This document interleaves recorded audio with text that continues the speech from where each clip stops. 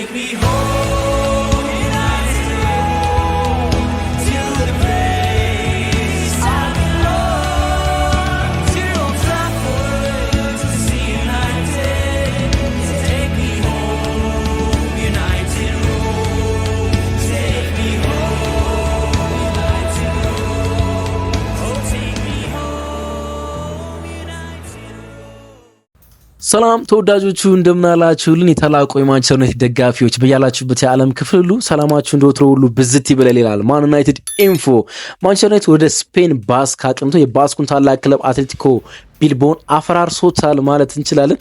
50,000 ተመልካች የሚይዘውን ሳን ማሜስ ስታዲየም ጸጥ ረጭ እንዲል አድርጎ በጀብደኛ ፐርፎርማንስ በላቀ የታክቲክ ልዕቀት አትሌቲኮ ቢልባኦን ማሸነፍ ችሏል። ይሄን ጨዋታ ልንዳስስ ከእናንተ ጋር ቆይታ እናደርጋለን። በጣም የላቀ ፐርፎርማንስ ነገር ብዙ ሪከርዶች የተሰበሩበት በተለይ ደግሞ ብሩኖ ፈርናንዴዝ እና ሩበን አሞሪም ብዙ ሪከርዶችን የተቆናጠጡበት የጨዋታውን ዲቴይሎች ከመጀመሪያው ደቂቃ እስከ መጨረሻው ደቂቃ እያንዳንዱን ኢንሲደንት ልናስቃኛችሁ ከእናንተ ጋር ተገናኝተናል ማለት ነው። አብራችሁን ቆዩ።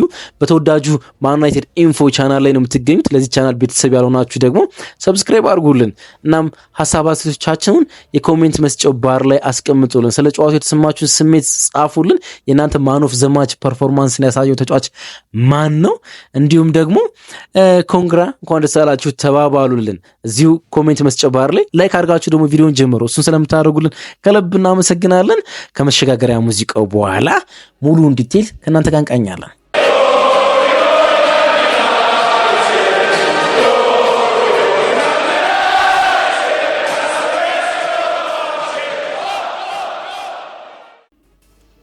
በሳን ማሜስ በጣም አስደናቂ ምሽት ነበረ። በጣም ውብ በሆነውና በብዙ በሚያስፈራው ሳን ማሜስ ማንቸስተር ዩናይትድ እንዲህ ያደርጋል ተብሎ ማንም አልጠበቀም። በዚህ ውድድር ዓመት በዩሮፓ ሊግ ፍጹም አስደናቂ ነው ማንቸስተር ዩናይትድ። ግን ሳን ማሜስ በዚህ ውድድር ዓመት አንድ ሽንፈት ብቻ ነው ያስተናገደ። በሁሉም ውድድሮች በአትሌቲኮ ማድሪድ አንድ ሽንፈት ብቻ ነው ያስተናገደ። በላሊጋው 10 ጎሎች ብቻ ነው የተቆጠሩበት። የሊጉ ቤስት ዲፌንስ ብቻ አይደለም፣ በአውሮፓ በሜዳው ቤስት ዲፌንስ ነው። ከሊቨርፑል ወይም ደግሞ ከፒኤስጂ ወይም ከባርሴሎና ወይም ከኢንተር ጋር ታወዳድሩት ትችላላችሁ። በሜዳው በጣም ቤስት ዲፌንስ ነው አትሌቲኮ ቢልባኦ። ወይም ደግሞ በዚህ ውድድር ዓመት በአውሮፓ ሊግ በሜዳው 2 ጎሎች ብቻ ነው የተቆጠሩበት። በሜዳው ያከናወናቸውን 6 መርሃ ግብሮች ሁሉንም ማሸነፍ ችሏል። 14 ጎል አስቆጥሮ 2 ጎል ብቻ ነው የተቆጠረበት በሳን ማሜስ። እና ማንቸስተር ዩናይትድ 2 ጎል ብቻ የተቆጠረበትን ቡድን ሂዶ 3 ጎል አስቆጠረበት። በጣም አስደናቂ ጀብድ ነው ማንቸስተር ዩናይትድ ትናንትና በሳን ማሜስ ያደረገው። የአትሌቲኮ ቢልባኦ የቲክቶክ ፔጅ ትናንትና ቀን ላይ እንኳን ወደ ሲኦል በሰላም መጣችሁ ብሎ የማንቸስተር ዩናይትድ ተጫዋቾችን ለማስፈራራት ሞክሮ ነበርና ክራውዱ ወይም ደግሞ የቢልባኦ የስታዲየም ድባብ በጣም አስፈሪ እንደሚሆን ገልጦ ነበርና አንድ ተመልካች በዛ አካውንት ነው ላይ ለሰይጣን ሲኦል አይከብደውም ብሎ ነበር። ሄል ፎር ዘ ዴቪል ብሎ ኮሜንት አድርጎ ነበረ። ቀያይ ሰይጣን አይደል ማንቸስተር ዩናይትድ በቅጽል ስም እና ያን ነገር ነው ማሳየት የቻለ ማንቸስተር ዩናይትድ ማለት እንችላለን፣ በግልጽ ማለት ነው። በጣም አስደናቂ ፐርፎርማንስ ነው ከማንቸስተር ዩናይትድ የዚህ ውድድር ዓመት። ለምሳሌ ካምባኮችን በሊዮን ጨዋታ ድራማዎችን ተመልክተናል። አንዳንድ ጨዋታዎች በጣም አስደናቂ ፐርፎርማንሶችን ተመልክተናል። የሲቲ የአርሰናል ወይም የሊቨርፑል ጨዋታዎች በጣም ግሩም ነበሩ። ግን ደግሞ በፐርፎርማንስ ደረጃ ከሄድን የትናንትና ምሽቱን ያህል ፐርፎርማንስ ያለ አይመስለኝም።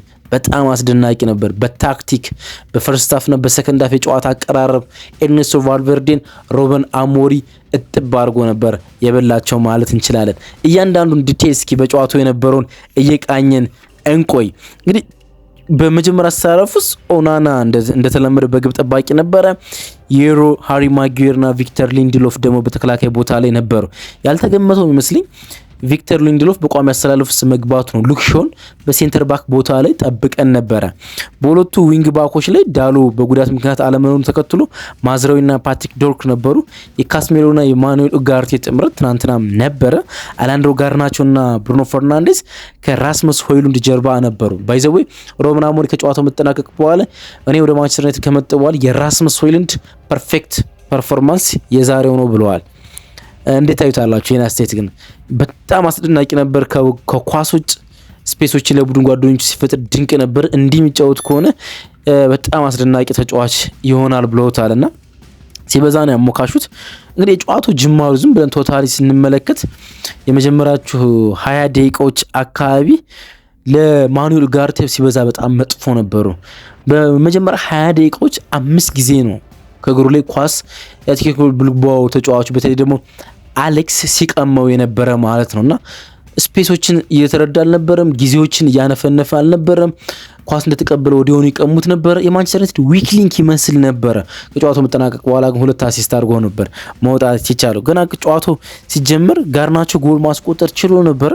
የጨዋታው የመጀመሪያ 4ኛው ደቂቃ ላይ ማለት ነው ጋርናቾ ራሱ ኳሱን ቀማቸው። ከዛ በኋላ በራሳቸው የሜዳ ክፍል ማለት ነው ካስሜሮ ኳሱን ያዘ፣ ከብሩኖ ፈርናንዴዝ ጋር ተቀባበሉት፣ ጋርናቾን አገኘው ብሩኖ፣ ከዛ ጎል አስቆጥሮ ነበረ ግን ኦፍሳይድ ሆነ ማለት ነው። ይሄኛው ኳስ ስትመለከቱ ማንቸስተር ዩናይትድ ጥሩ ጅማሮ እንደነበረው ማየት ትችላላችሁ። እንግዲህ ከጨዋታው መጀመር በፊት ሩበን አሞሪም እንኳን በሰጠው የቅድመ ጋዜጣዊ መግለጫ ላይ የመጀመር 20 እና 30 ደቂቃ ሳን ማሜስ በጣም አስደናቂ ድባብ ስለሚኖረው ሰፈር ልናደርግ እንችላለን። በጣም አስደናቂ ጅማሩ፣ አግሬሲቭ በሃይ ላይን የሚያጠቁን ፕረስ ሊያደርጉ እንደሚችሉ ገምቶ ነበር፣ ግን እሱን አልተመለከትንም። ማንቸስተር ዩናይትድ ኳስ የመቆጣጠር ፍላጎት የነበረው እነሱ የመከላከል ፍላጎት ነው የነበራቸው። በፍጹም ያልተጠበቀ አጀማመር ነው ማንቸስተር ዩናይትድ ያደረገ። በጣም ኳሱን ይዞ በቢልድ አፕ ነው ማኑኤል ኡጋርቴ ያን ያህል ኳስ እንኳን የተቀማ ማንቸስተር ዩናይትድ ኳሱን በእርጋታ ይዞ ለመጫወት ሲሞክር ተመልክተነዋል።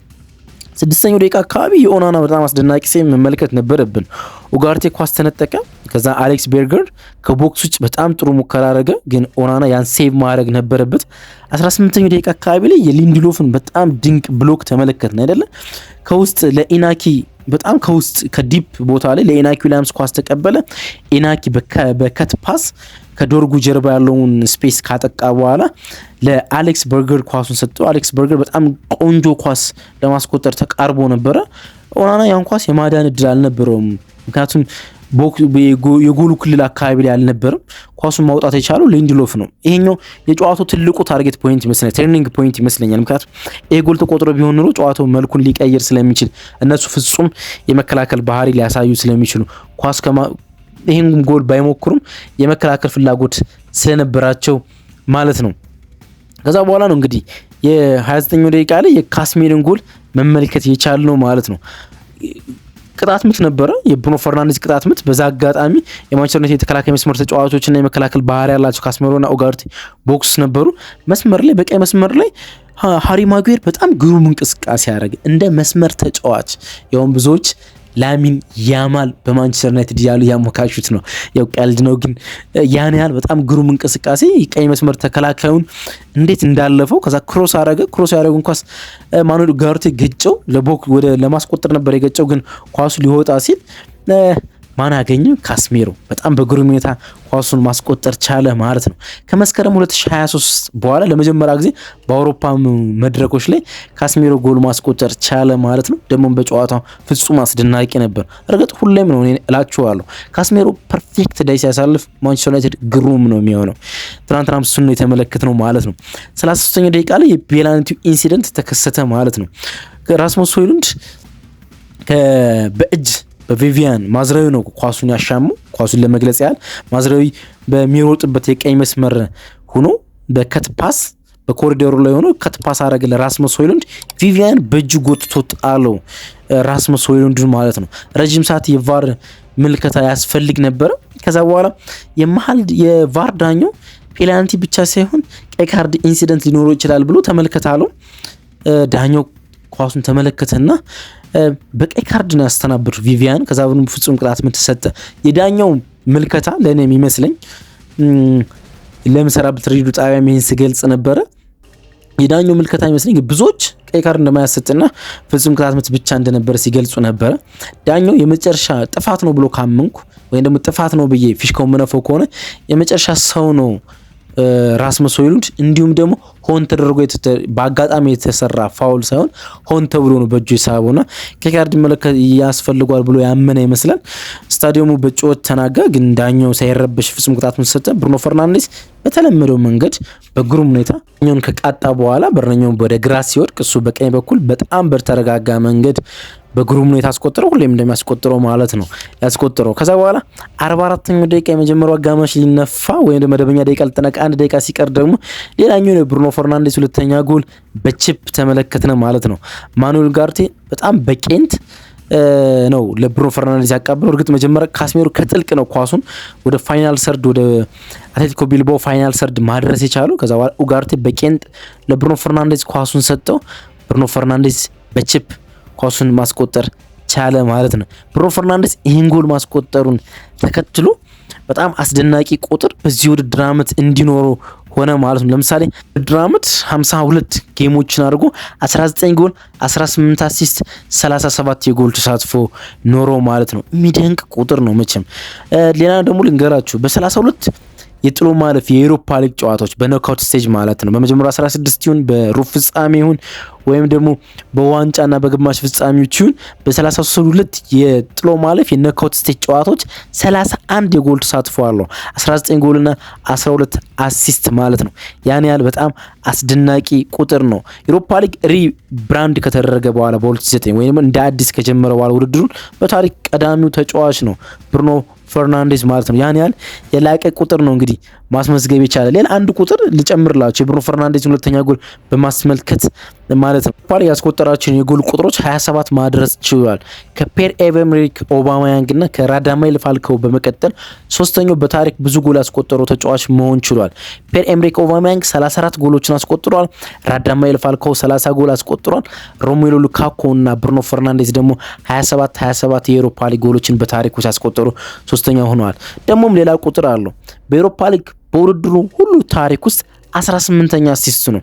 ከድሬስ መርቲንስ ከቀድሞ የናፖሊና የሆነ ጋላታሳራይ አጥቂ ጋር እኩል አሲስት አለው። በታሪክ ውስጥ ከፍተኛ አሲስት ያላቸው ነው።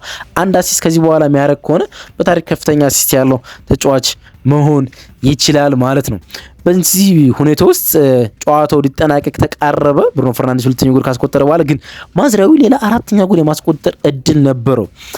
ከቦክስ ውጭ የሾቶ ኳስ የግቡ አግዳሚ ነው የመለሰው ፖሉ ማለት ነው። ማንቸስተር ዩናይትድ አራተኛ ጎል አስቆጥሮ ሊወጣ ነበር። ከዛ በኋላ ረፍት ሆነ። ሁለተኛው አጋማሽ ሲወጣ የሚጠበቅ ነበር፣ እኔም ደግሞ የምጠብቀው ማለት ነው። ምክንያቱም የሊዮኑን ጨዋታ ከተመለከትነው በኋላ ኪዮስ ለማንቸስተር ዩናይትድ ማያዋጣ እንደሆነ ተመልክተናል። ሊዮን በ10 ተጫዋቹ ነው ማንቸስተር ዩናይትድ ላይ 2 ጎል ሲያስቆጠር ተመልክተው ካምባክ ሊሰራ ነበርና ማንቸስተር ዩናይትድ ኪዮስ ቢያደርግና ሪስኩን ቢወስድ ተጨማሪ ብዙ ጎሎች ሊያስቆጥር የሚችልበት እድል አለ። ግን ከእጁ ጨዋታው አምልጦት ደግሞ ሊዮኖች ጎል ማለት ቢልባዎች ጎል የማስቆጠር እድል ግን ሊኖራቸው ይችል ነበር። ግን ሩበን አሞሪም ምንድን የፈቀደ በጣም ኮንትሮል የሆነ ዝግ ያለ ጨዋታ ኳሱን ቢልባዎች ማያገኙበት ረጅም ሰዓት ከሊንድሎፍ እና ዮሮና ማጉዌር ኳሱን እንዲነካኩት ማድረግ፣ ማጉዌር ላይ ኳሱን ይዞ ተሸክሞ መቆየት፣ ከካስሜሮ ጋር በጣም ብዙ ሰዓት የቆየ ባክ ፓሶችን መጫወትና ኳሱን በጣም አይስ ኮልድ ማድረግ፣ ማቀዝቀዝ፣ ፍሪዝ ማድረግ፣ ከጨዋታው ሙድ ማስወጣት፣ ቢልባዎችን ስታዲየምን ሁነት እንዳያብድ ማድረግ በጣም የተሳካ ነበረ ለማንቸስተር ዩናይትድ ማለት። በጥቂት አጋጣሚዎች ደግሞ ጎል የማግኘት እድልም ነበረው። ለምሳሌ 52ኛው ደቂቃ ላይ ሌላ የፔናልቲ ኢንሲደንት ነበረ። ዳኛው ቀይ ካርዱ መስጠቱ ጥቂት ረብሾት ይሁን አላቅም፣ የፔናልቲ ኢንሲደንት ነበር። ፓትሪክ ዶርክ ወደ ጋርናቾ አሻማ ኳስ ጋርናቾ ተጠልፎ ነበረ፣ እሱ አልፎ ተመልክተናል። 63ኛው ደቂቃ ላይ ካስሜሮ ሚደቅ ሙከራ ነበረው ከቦክስ ውጭ ግሩም ሹት ማለት ነው። በረኛው አወጣው። ከዛ በኋላ ያ ኳስ ራሱ ኮርናውንና ኮርናውን ብሩኖ ፈርናንዴዝ ሲያሻማ ከኒር ፖስቱ ነው ካስሜሮ ገጭቶት ነበረ። የግቡ አግዳሚ እንደመለሰው ታምናላችሁ። ሌላ ጎል ማንቸስተር ዩናይትድ ለማስቆጠር ተቃርቦ ማለት ነው። በጣም ድንቅ ነበር። ከዛ በኋላ ወደ ጨዋታው ወደ 65 ደቂቃ አካባቢ ሲጠጋ ማንቸስተር ዩናይትድ ቅያሬዎችን አደረገ። ማቲያስ ዴሊት ገባ በማጉዌር በጣም ፐርፌክት ዳይን የነበረው ሜሰን ማውንት በማኑኤል ኡጋርቴ ተቀይሮ ወጣ ማለት ኮንትሮልን የበለጠ የላቀ ለማድረግ ሜሰን ማውንትን እንዲሁም የጨዋታ ሰዓት ከጉዳት ለተመለሰው ማቲያስ ዲሊት ለመስጠት ማለት ነው። 74ኛው ደቂቃ አካባቢ ደግሞ ሾው ተቀይሮ ገባ በማዝራዊ። ይሄኛው ቅያሪ ፓትሪክ ዶርኩን ወደ ቀኝ ፉል ዊንግ ባክነት ሾውን ደግሞ ወደ ግራ መጣ። ባይዘው ሾው ከተቀየረ በኋላ ድንቅ ነበርና ያውም ሩበን አሞሪም ከጨዋታው መጠናቀቅ በኋላ ሁሌም እሱን ስትመለከቱት ክላስ ያለው ተጫዋች እንደሆነ ትመለከታላችሁ። እያንዳንዱ ተች የሚቆምበት ስፔስ፣ የሚከላከልበትና የሚያጠቃበት መንገድ ስትመለከቱ በጣም ከፍ ያለ ጥራት ያለው ተጫዋች መሆኑን ትመለከታላችሁ ብሎ አውድሶታል ሉክ ሾው ማለት ነው። 80ኛው ደቂቃ አካባቢ የብሩኖ ሙከራ እናገኛለን። ራስሙስ ሆይሉንድ ፊቱን ዙሮ ከቦክሱ ጫፍ ላይ ኳሱን ከተቀበለ በኋላ ለብሩኖ ፈርናንዴዝ ሰጥቶ ብሩኖ ፈርናንዴዝ ከቦክሱ አክሮሮ መጥቶ ሙከራ ማድረግ ችሎ ነበረ። ከ80 ደቂቃ በኋላ ማለት ትችላላችሁ ሙሉ በሙሉ ጨዋታው ከእጃቸው ወጡ ነበር። እርግጥ ማንቸስተር ዩናይትድ ሙሉ ጌሙን ኮንትሮል ያደረገ ግን ደግሞ አትሌቲኮ ቢልባዎች የሚያደርጉት ነገር አልነበራቸውም እና ማንቸስተር ዩናይትድ በደንብ ነበር ጌሙን የተቆጣጠሩ ነው። ሙከሮች ማድረግ ጀምሮ ነበር ከ80ኛው ደቂቃ በኋላ ማለት ነው። የብሩኖ ፈርናንዴዝ 80ኛ ደቂቃ ሙከራ ነበር። 82ኛው ደቂቃ ላይ ጋርናቾ በጣም ግሩም ሙከራ ነበረው። ከሉክሹ የተሻገረለትን ኳስ የሞከረበት 83ኛው ደቂቃ ላይ ለማንቸስተር ዩናይትድ በጣም አስደናቂና የምንጠብቀው ነገር ተከሰተ። አማድ ዲያሎ ተመለሰ። እንግዲህ ጉዳት የዚህ ውድድር ዓመት ከብሩኖ ፈርናንዴዝ ቀጥሎ በርቀት ምርጡ ተጫዋች እንደሆነ ይታወቃል። ከብሩኖ በመቀጠል ማለት ነውና በጣም ድንቅ ነው አይደለ? በብዙ ጨዋታዎች በሱ ተአምራዊ እንቅስቃሴዎች አሸንፈናልና ሰርጀሪ ከተከናወነለት በኋላ ከሲዝኑ ውጭ እንደሆነ ተገልጾ ነበር። ግን አስደናቂ ሪከቨር ካረገ በኋላ ለሲዝኑ በወሳኝ ሰዓት ተመልሶ ሲጫወት ተመልክተናል። ለብዙ የማንቸስተር ዩናይትድ ደጋፊዎች ይሄኛው በጣም ደስ የሚለው ኢንሲደንት ይመስለኛል። እንግዲህ ማንቸስተር ዩናይትድ ከ1957 በኋላ አትሌቲኮ ቢልባኦ ማሸነፍ ችሎ ነበር። በቅርብ ዓመታት ቢልባኦ በጣም ጥሩ የማሸነፍ ሪከርድ ነበር። ለመጨረሻ ጊዜ 2012 ሲገናኙ ቢልባኦ በባክ ቱ ባክ ነበር ማንቸስተር ዩናይትድን ማሸነፍ ይቻላል። ቤልሳ የቢልባኦ አሰልጣኝ በነበረበት ሰዓት ማለት ነው። ባክ ቱ ባክ ነበር ያሸነፉን። አሁን ከ1957 በኋላ 60 ምናምን ዓመታት ተሻግሮ ማንቸስተር ዩናይትድ ሪከርድን አስመዝግቦ ማሸነፍ ችሏል። ሩበን አሞሪም ስለ ማኑኤል ማለት ማጉዌር ሲጠየቅ ሂዝ ኤ ጉድ ዊንገር እሱ አስደናቂ የመስመር ተጫዋች ነው ብሎ አማካሽቶታል። ጎሉን የመጀመሪያው ጎል ሲቆጠር ከመስመር ክሮስ ስላደረገው ማለት ነው። ሩበን አሞሪም ሌላ በጣም ድንቅ ቁጥር አስመዝግበዋል። ከፈርጉሰን በመቀጠል የመጀመሪያው በአውሮፓ መድረክ ማንቸስተር ዩናይትድን 9 ጨዋታ በተከታታይ እንዲያሸንፍ ወይም ደግሞ ሳይሸነፍ እንዲጓዝ ያደረገ አሰልጣኝ መሆን ችሏል። 9 ጨዋታዎች ላይ ሳይሸነፍ የዘለቀ ማለት ነው። እንግዲህ ማንቸስተር ዩናይትድ 3 ጎሎችን ያስቆጠሩ በመጀመሪያው አጋማሽ ነው። ከመጀመሪያ 3 ኦን ታርጌቶች ነው። ያን ያህል በጣም ሰፊሸንት ነበረ ማለት እንችላለን። በብዙ ኳሶችን በቀጥታ ማስቆጠር የቻለ ማለት ነው። ቫልቬርዴ ወይም ኤርኔስቶ ቫልቬርዴ የቢልባኦ አሰልጣኝ ጨዋታው እንዳልተጠናቀቀ ገልጸዋል። ካምባክ እንደሚያደርጉት በኦልድ ትራፎርድ ኢናኪ ዊሊያምስም ያን ነገር ለመናገር ሞክሯል፣ ግን እንደማይሆን መግለጽ እንችላለን። ዩናይትድ እንግዲህ ከ1965-66 ሲዝን በኋላ ለመጀመሪያ ጊዜ በአውሮፓ መድረክ በአዌ ጨዋታ ወይም ከሜዳው ውጭ ተጉዞ 3 ጎሎችን አስቆጥሮ ማሸነፍ ችሏል። ከዚህ በቀደም ይህን ማድረግ የቻለው 1965-66 በኢሮፒያን ካፕ በሚባለው ቤኔፊካን 3-0 ማሸነፍ ችሎ ነበር። አይ ቲንክ ቤኔፊካን መሰለኝ። በቅርብ ደግሞ በሁሉም ውድድሮች የምንመለከት ከሆነ 2020 ላይ ትሬን ሮቨርስ የሚባል ቡድንን የሶስተኛ ዲቪዚዮን ቡድንን 5-0 በመጀመሪያ አጋማሽ ማሸነፍ ችሎ ነበረ፣ ወይም በመጀመሪያ አጋማሽ ማስቆጠር ችሎ ነበረ። ከዛ በኋላ ግን ከ1965-66 በኋላ ለመጀመሪያ ጊዜ በአውሮፓ ውድድሮች በመጀመሪያ አጋማሽ 3 ጎሎችን ማስቆጠር ችሏል። ደግሞ በኤፍኤ ካፕ ወይም ደግሞ ዩሮፓ ሊግ ከተባለ በኋላ ይሁን 133 ቡድኖች ከሜዳቸው ውጭ የመጀመሪያውን ጨዋታ አድርገው 3-0 መርተዋል። 133 ቡድኖች ወይም ደግሞ በ133 አጋጣሚ ከሜዳቸው ውጭ የመጀመሪያ ዙር ያደረጉ ቡድኖች 3-0 መርተዋል እና ወደ ሜዳቸው ሂደው ያደረጓቸውን ጨዋታዎች ስትመለከቱ አልወደቁም። በኤሮፓ ሊግ ቶታል ታሪክም ይሁን ዩኤፍኤ ካፕ በሚባልበት ጊዜ ዩሮፓ ሊግም በሚባልበት ጊዜ ይሁን ዩኤፍኤ ካፕ በሚባልበትም ጊዜ 3-0 መርተው ያጠናቀቁ 133 ቡድኖች አልወደቁም። ሁሉም አልፏል። እሱን ስንመለከት ማንቸስተር ዩናይትድ 100% ማለፉን እናረጋግጣለን። ስጋት ያለበት አይመስልም። እርግጥ ከጨዋታው መጠናቀቅ በኋላ ማጉዌር ሁለተኛ ጨዋታ የመጀመሪያ አጋማሽ ነው ያጠናቀቅነው፣ ሁለተኛ ዙር አለብን በኦልድ ትራፎርድ ተጠንቅቀን መጫወት አለብን ብሏል። መዘናጋት እንደሌለባቸው ለመግለጽ ሞክሯል። እንግዲህ 31 በውድድሩ ብዙ ጎል ያስቆጠሩ ቡድን ሆኗል። ማንቸስተር ዩናይትድ 31 ጎሎችን ማስቆጠሩን ተችሎ በዚህ ውድድር ዓመት ከተሳተፉ የአውሮፓ ሊግ ቡድኖች በሙሉ የላቀው ቡድን ሆኗል። እስከዚህ ጨዋታ ሊሆን ነበር 29 ጎሎችን ያስቆጠረ። አሁን ማንቸስተር ዩናይትድ 31 ጎሎችን ማስቆጠር ችሏል። ስለዚህ በርቀት የውድድሩ ቤስት አታከር ቡድን ነው።